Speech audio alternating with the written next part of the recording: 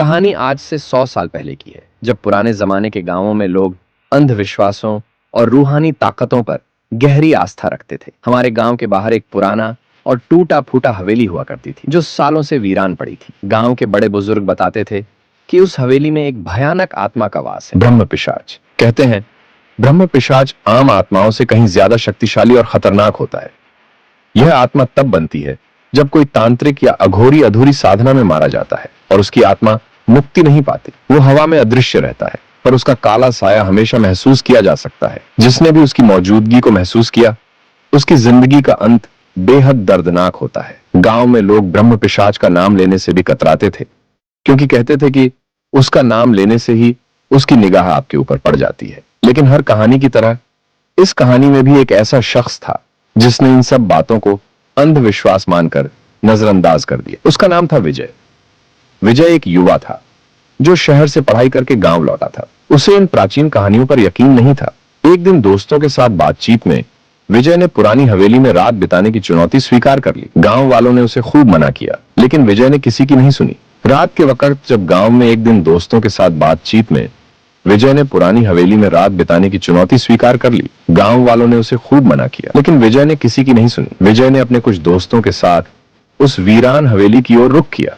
हवेली तक पहुंचते पहुंचते ठंडी हवा के झोंके तेज हो गए और चारों ओर अजीब सा सन्नाटा छा गया। हवेली का दरवाजा चरमराते हुए खुला, जैसे उसकी आत्मा तक भी शाप चुकी हो। हवेली के अंदर दाखिल होते ही सबने महसूस किया कि जैसे वक्त वहीं ठहर गया हो। हर कोने में धूल और मकड़ियों के जाले थे और एक अजीब सी घुटन चारों ओर फैली हुई थी। विजय ने हंसते हुए कहा, यहां तो कुछ भी नहीं है, सब बेवजह डरते हैं। लेकिन तभी हवेली की एक पुरानी पेंटिंग से अजीब सी आवाज आने लगी। किसी और को आवाज सुनाई नहीं दी, पर विजय ने साफ सुना था। वो पास गया और देखा कि पेंटिंग पर एक आंख धीरे धीरे हिल रही थी, उसकी तरफ देख रही थी। विजय घबरा गया और उसने दोस्तों के सामने अपने डर को छुपा लिया। रात के कुछ घंटे बीत चुके थे। अचानक हवेली के अंदर हवा रुक गई, जैसे किसी ने उसकी सांसें रोक दी हो। विजय को लगा कि जैसे कोई साया उसके पीछे खड़ा है।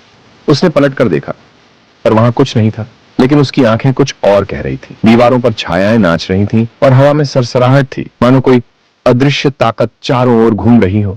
विजय ने महसूस किया कि उसके शरीर पर ठंडा पसीना आने लगा। उसकी घबराहट अब डर में बदल चुकी थी। उसके दोस्त भी अब बेचैन होने लगे थे। तभी एक जोरदार धमाके की आवाज आई और हवेली का दरवाजा अपने आप बंद हो गया। अब सबके चेहरे पर सन्नाटा था।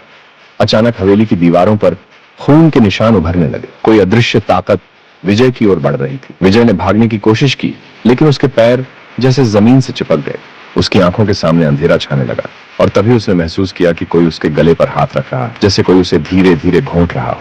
विजय के दोस्तों ने चिल्लाना शुरू कर दिया, लेकिन विजय अब उनकी आवाज भी नहीं सुन पा रहा। उसकी आंखों में अब सिर्फ वही साया था, ब्रह्म पिशाच। उसका चेहरा विकृत था और उसकी आंखों में जलती हुई लाल आग थी। उसने विजय की आत्मा को अपनी गिरफ्त में ले लिया। सुबह गांव के लोग हवेली पहुंचे, लेकिन विजय और उसके दोस्तों का कोई निशान नहीं मिला।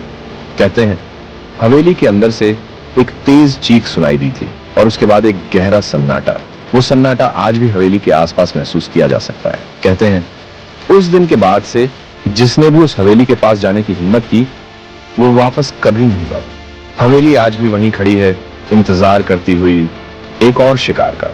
तो अगर आप कभी किसी पुरानी हवेली के पास से गुजरे तो ध्यान रखें, शायद वहां भी किसी ब्रह्म पिशाच का इंतजार हो।